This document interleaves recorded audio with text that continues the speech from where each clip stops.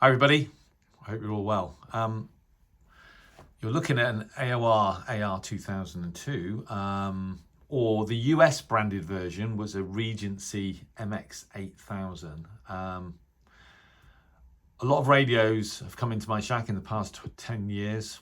Some have then gone out, and then I've almost immediately regretted selling them afterwards. I've told that story before, and yeah, it's led to me having to rebuy certain radios, for example, the Eaton E1, etc. I've never owned an AOR, and I've always wanted to because I believe they're still built in Japan, but they've got an amazing reputation. I know they're very expensive new. Now, you'll all also realise that I don't really need another HF radio. But I do spend some time monitoring airband, and I've got a couple of scanners, the Uniden, which is pretty good, handheld. I've also got a Upitero MVT 7100, which is very capable, but so complicated to use that every time I've tried to use it, I've come away from the experience feeling a bit thick, really, because I couldn't really ever get to grips with the sort of menu system, how you set it up. I've never owned a desktop kind of scanner, VHF, UHF, and I've always wanted to own an AOR. And it so happens that I found an AOR AR 2002, well, the rebranded version, the Regency MX 8000, online a couple of days ago from these guys, Lindars Radios, amateur radio sales down in Yeovil. And I spoke to Justin, Mike 8 Juliet Victor Lima, by the way, and I spoke to Rachel there as well, and they are both such lovely people. I mean, I've only known them a couple of days or spoken to them, but yeah, so helpful.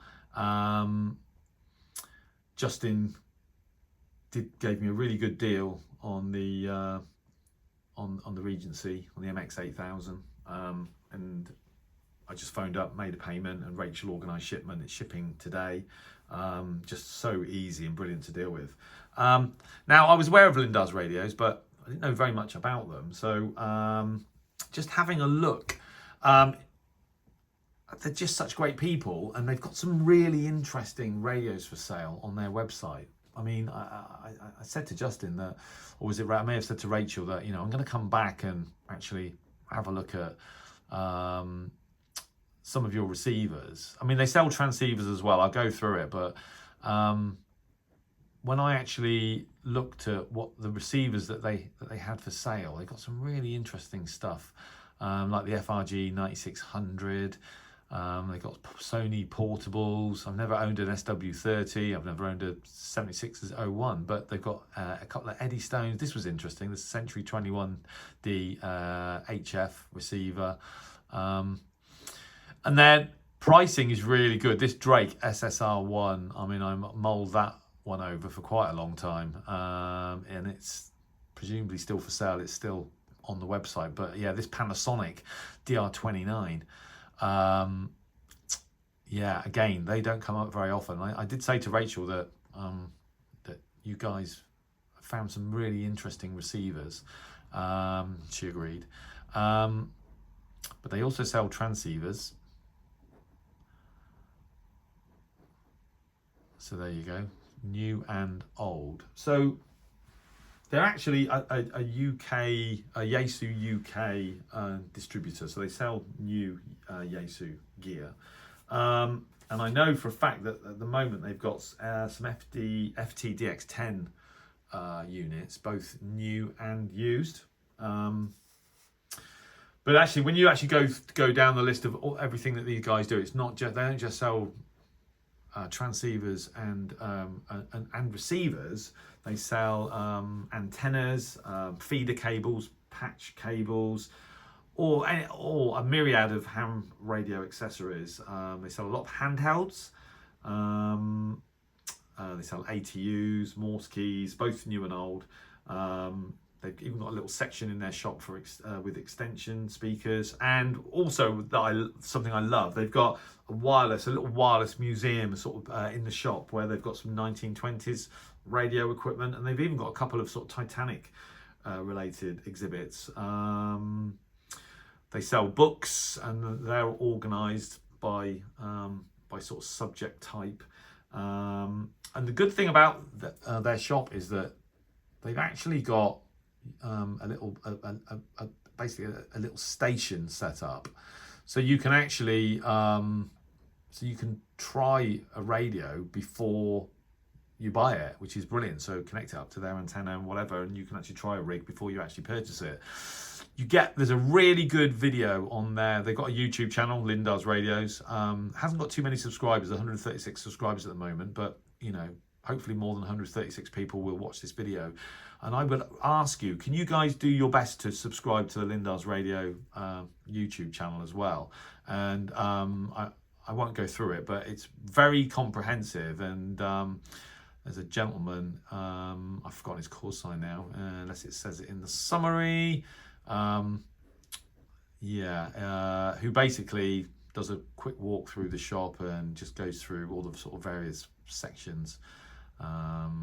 So you get a flavour for. They do a lot. There's a lot of stuff going on in the Lindars shop, and it's worth watching the video, and it's worth keeping an eye on their website for receivers and transceivers that they have for sale. And as I said, Justin and Rachel were so easy to work with.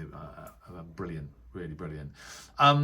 They've also got Facebook page, Lindars Radios. They've actually got 1,400 followers, so the Facebook page is performing a bit better than the YouTube channel. But the YouTube channel is good because, as I said, that's where the sort of the vlog tour is, and it's worth just sitting down. It's 8 or 9 minutes long. It's worth watching it. But they've got some announcements and stuff on Facebook, so you can follow them on Facebook. They've got a YouTube channel, and then on their website, of course, is all their equipment. So there's a lot of gear for sale with them right now, old and new. Definitely worth having a look. So in addition to that, these guys have got an open day on the 8th of November, Saturday the 8th of November, from 10 a.m. till 3 p.m. And I wish I could have gone down there, but it was just too short notice with work and everything else.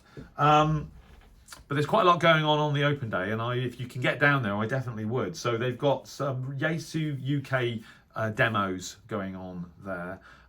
There's also a raffle for 2 brand new Yaesu radios. They'll have a special events station. I don't know what the call sign will be, but when I get some more information on that, I'll post another video. It's worth going there just for the wireless museum with the 1920s equipment. I mean, I love all that stuff. As you guys know, I still build crystal sets.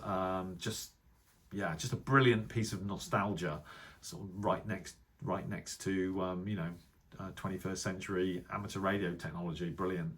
They've got a junk table, something else I love. We have a kind of a junk fair at Harwell Amateur Radio Society once a year.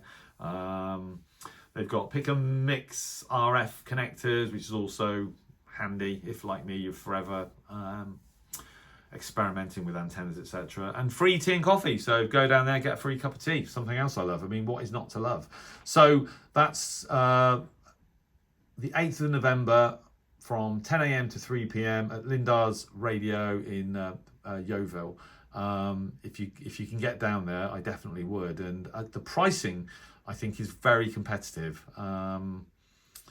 So if you're in the market for a modern transceiver or something a bit more vintage, or like me, you're forever shopping for receivers, just a brilliant place to do business with. Absolutely. And I'm still looking at that Drake SSR1 communications receiver, and I'm probably not going to be able to stop myself, even though the AOR should be arriving in the next sort of couple of days. But brilliant place. And only done business with them once, and that was yesterday. But I can based on my experience with these guys, highly recommend them. So have a look at what they've got for sale, and if you can get to that open day, I think you have a great time. So that's about it. So I'm looking forward to my Regency MX8000 arriving, aka the AOR AR2002. I'm going to plug it straight into my collinear antenna, which is for 2 meters and 70, but close enough in wavelength to work really well on airband. So this will be my first kind of airband capable desktop, if you don't count my Yaesu FRG 8800. And yeah, really looking forward to getting to grips with an AOR radio. And if I really like it, I'd probably convince myself to have a look at one of their sort of wideband models with HF, because I don't know much about AOR other than they've got an excellent reputation. So there you go. But when the radio arrives, I'll do an unboxing and give you some more information on that. But in the meantime, yeah, have a look at Lindars Radios, and I'll catch up with you guys again soon. All the best, and 73.